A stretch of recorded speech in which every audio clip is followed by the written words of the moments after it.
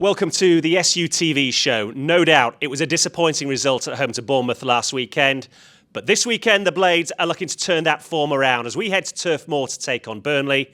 Coming up in this week's show, we'll hear from Paul Heckingbottom, the manager. We'll have a special interview with club captain John Egan, but first of all, let's catch up with Austin Trusty as he reflects on that defeat against Bournemouth. Well, Austin, difficult afternoon for you. How do you assess what's happened here? I think overall we're just disappointed. We set up for this game. We were confident and coming off two good performances from us and having confidence going into it. And I don't know what happened. I have to look back at the film and we all have to look within ourselves and figure out what went wrong because this was disappointing. I guess the most concerning thing is how passive you were.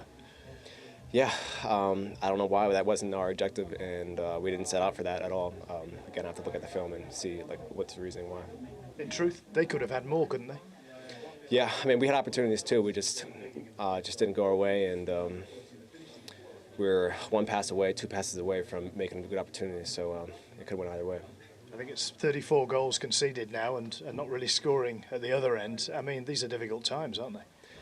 Yeah, obviously you don't want to be in this position and you don't want to give up that many goals. But a lot of new players coming into the team and a lot of new players in the team. Just got to keep grinding, keep the chemistry going, and we can't sulk now. We have to keep grinding. You know. How is Wes Foderingham? Because it was an awful goalkeeping error, frankly, wasn't it? I didn't see it. I was wrestling with his face. So I didn't see what happened, but we get behind Wes and we all make mistakes and we move on from it. We have to have his back. So, what are the priorities over the next few days? Because you've got some very important games coming up through December.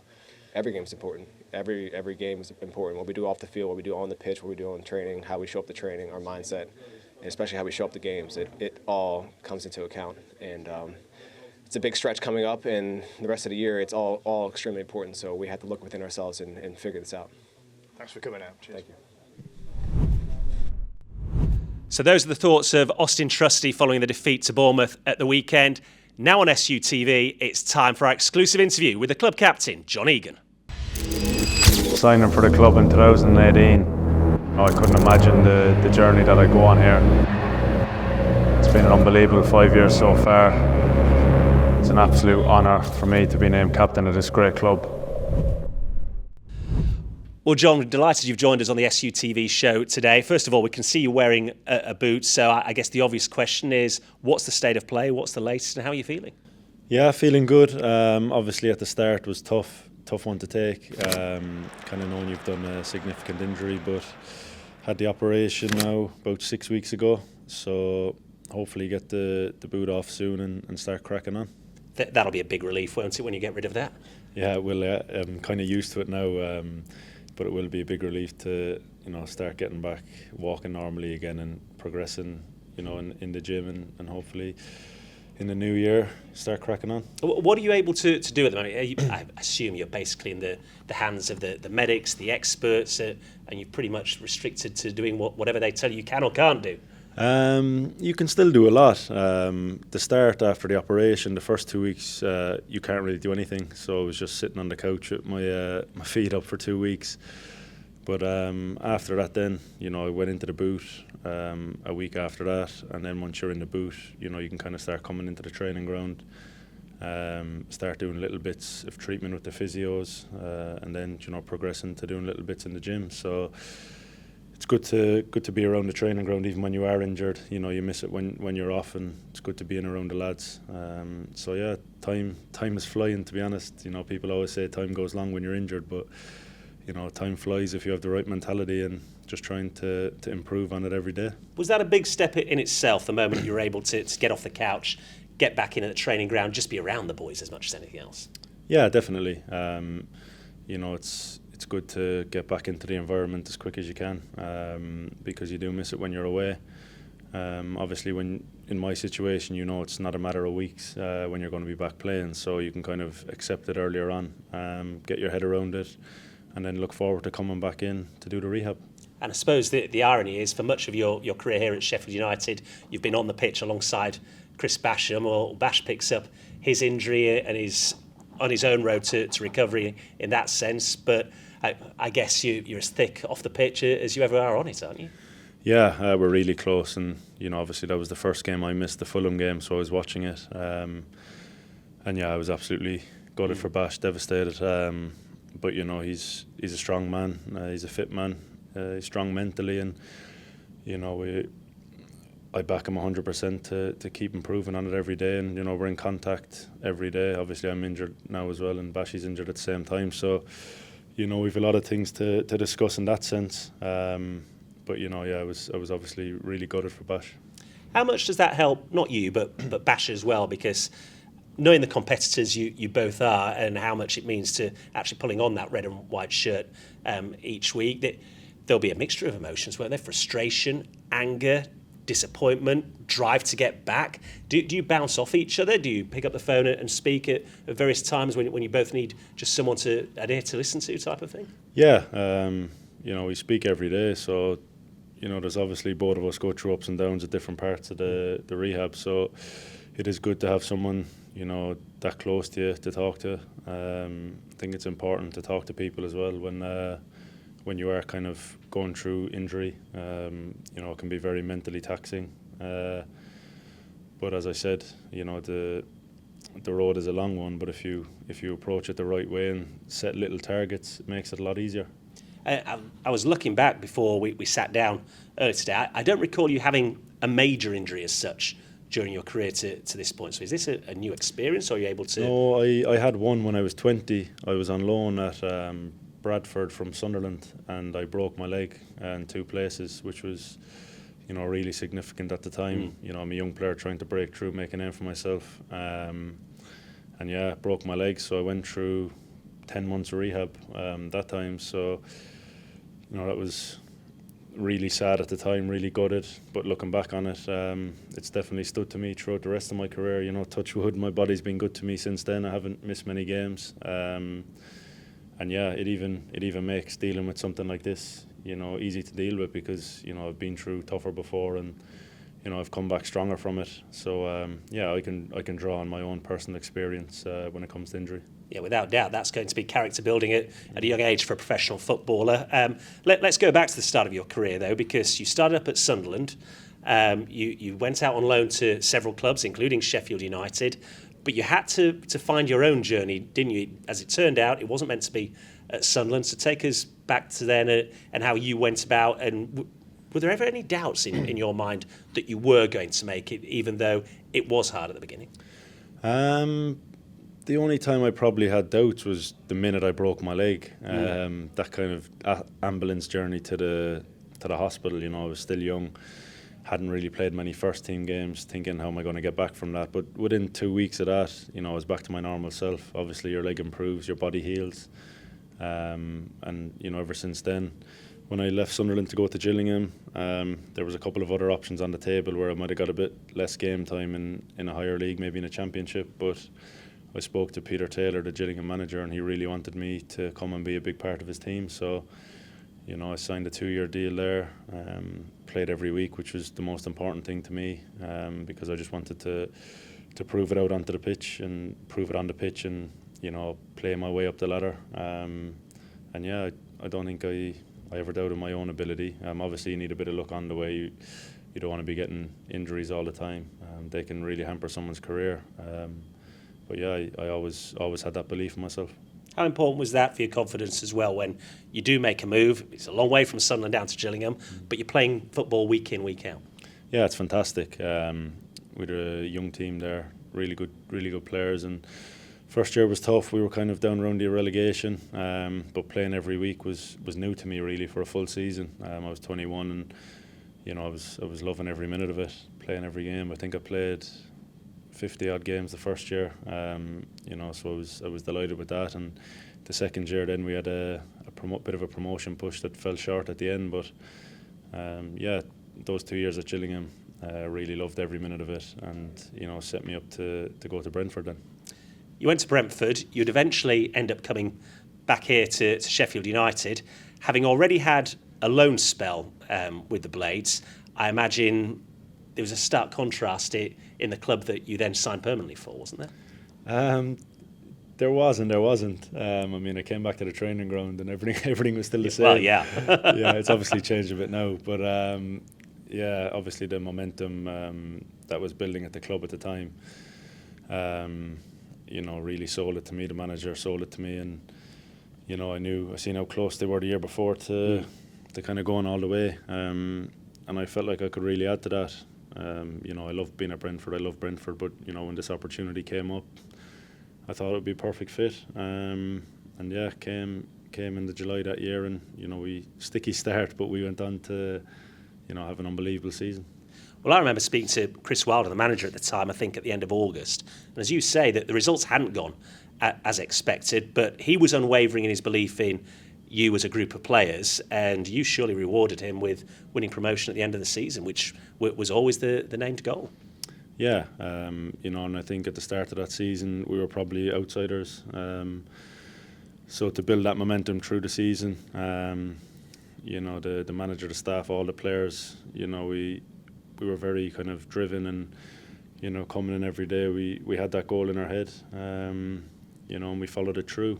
We came under a bit of pressure from Leeds. Well, we put them under pressure and then eventually got the better of them, but it was back and forth every week, so it was stressful times, playing your game and then checking their results straight after. But yeah, we were very focused, had a really experienced group, and we had one of the best seasons of our careers, everyone.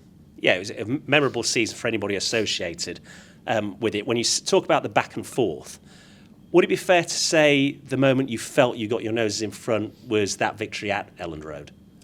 Yeah, I think that was huge. They absolutely battered us first half, but we managed to stay in the game like we did a lot that season. And then second half, as the game went on, we kind of took over, and Bashi scored that famous goal.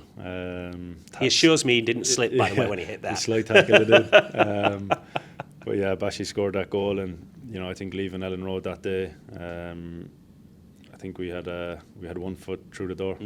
And then you get on to the ambition of every professional footballer in England to play at the top flight in the Premier League. And that first season especially, again, it was like history repeating itself, wasn't it? People talked about Sheffield United and almost wrote you off. And not only did you start to confound critics, but you found yourselves in the top half of the table. And until COVID struck, you were challenging for Europe. Yeah, it was unbelievable. But we carried that momentum from the season before. We had pretty much the same team, plus we added, really good players to it, and built on the season before. So, the levels were up in the training ground with the new players coming in. The levels were up by playing Premier League games against better players. We took to it really well, and we started like a house on fire. Getting results early on was key, and we just carried that through the whole season. Really, we had a little bit of a dip after COVID, but we beat some big teams after COVID, and. To finish ninth in the Premier League in our first year up was amazing. And obviously it's easy to say now, but if COVID didn't hit, we were really on a roll there, and we had a big FA Cup quarter final coming up at the same time, and there wasn't any team who enjoyed coming to Bramall Lane, when it was a full house and we were playing like we were playing. And I think we saw that again as recently as a few weeks ago when we got that first Premier League win over Wolves at Bramall Lane. The noise around the place when Ollie slams home that penalty just before the final whistle. It's easy for people like me to sit here and talk about it. When you're on the pitch and you're experiencing it and you're in the thick of it, what does it do to a player, especially when you are representing Sheffield United? Yeah, it's huge. You kind of lifts our team, and it kind of flattens their team a bit when we are on top and when we are getting the crowd involved in the game. I think it's very important for us to do that at Bramall Lane. It's a big weapon for us, and it's something that the manager is very keen on.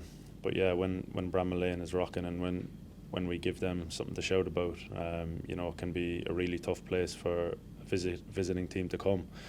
I've been in that position with Brentford and Gillingham coming to Bramall Lane, and it is tough. Yeah, and I think that links us nicely to this weekend's game against Burnley as well. We think back to last season, November, I think it was, ironically enough, when Burnley came to Bramall Lane, and that's probably one of the standout games, isn't it? Yeah, it probably was the standout game from last year. Had everything really. We losing at half time, came back out in the second half and blew them away. Fantastic team, won the championship, fairly easily, to be fair. But they came to Bramall Lane, and that was a really good example of players and fans, connecting us, giving them something to shout about, them willing us on, as well. So yeah, that was a fantastic game, and one that was huge for us for the whole season. Yeah, a huge one for Ollie McBurney as well, who found himself on the score sheet. He came back from injury, obviously, at the weekend against Bournemouth and got that late goal. I'm interested that you say that Burnley won the championship fairly easily, and the table would suggest that. And yet, Vincent Kompany, their manager, was quite pointed, even after the game that the Blades ultimately lost at Turf Moor late in the season, in pointing out that he wasn't really happy with the way Burnley played in either of those two games against you guys. And you'd think he probably goes into this weekend's game with a little bit of intrepidation on the back of those two performances. Yeah, maybe, but their team has changed a lot since then, so has ours. So it's going to be a good game. Hopefully we come out of the traps like we did last year twice, to be fair. I think away we were really good. Unfortunate sending off, but up until the sending off we were really good, and we've a lot of belief in ourselves to go there and put on a performance, especially off the back of the weekend. The lads are hurting, and they want to come back from it and kick on. So yeah, it'll be a tough game, like every game in this league is. But if we get our mentality right and our game right, then we can definitely go there and get a result. And where will you be this weekend? I know at Bramall Lane on Saturday we were sat pretty close to you. Some of the fans came along. When you're going to be back, Eags? I'd imagine you're reasonably frustrated on Looker though, aren't you? Frustrated about not playing? Yeah, very. The week to week, during the week is okay, but when it gets to Friday, Saturday, that's when I'm kind of in a bad mood.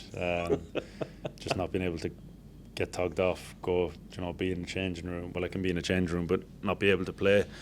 So yeah, Saturdays are probably the worst days when you're injured. You're a lot more nervous watching the game up in the stands than you are when you're on the pitch playing. But still, as captain, I have to get around the lads during the week, get around the lads at the game, and try and help them as much as I can from afar. Is that your role as you see it right now?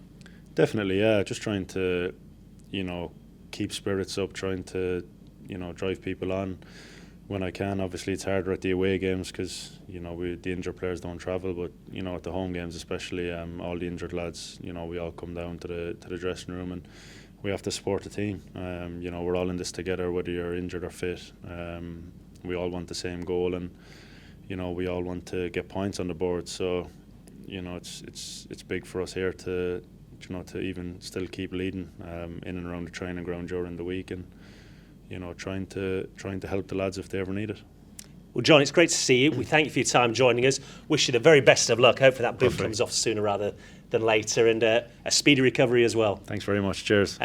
And hopefully we'll see Eags on the field before the not too distant future, certainly by the end of the season. Fingers crossed for both me and John. Let's hear from the manager, Paul Heckingbottom, though, now reflecting on that defeat against Bournemouth at the weekend, but just as importantly, talking about Burnley this weekend and what the Blades need to do if we're to get a result at Turf Moor. If we give goals away like that, we're not going to win games in this league. We know that. But we started poorly from our point of view, and it put us on the back foot. And we never really recovered, because then when we give the goal away just before we can make change at half time, and then the nature of the third goal, yeah, we're not going to win. But we can't hide behind mistakes. Do you know what I mean? We know we need to play better than that. We have to get it out of our heads before the next game, because that's below the standards which we've set ourselves and which we've played to for the majority of this season. So yeah, we know we need to be better than that next week at Burnley. Burnley becomes the biggest game, a big game now, because it's our next one, and that would be the same whether we played after, when you feel like you've let yourself down and you want to perform better. I wish it was midweek, but it's not. But I know people talk about the Burnley game, the Bournemouth game today, the games, whoever it is, but because we're down near the bottom, we've not got that luxury of just thinking it's about these teams. We've got to try and pick up as many points as possible from as many teams as possible. So regardless of it is next, it's a big game for us because we want to get that out of our system. Well, that's all from this week's SUTV show. Don't forget, we've got a double-header next week with Liverpool and Brentford in town, and we'll be back with the SUTV preview show next week ahead of the midweek game against Liverpool.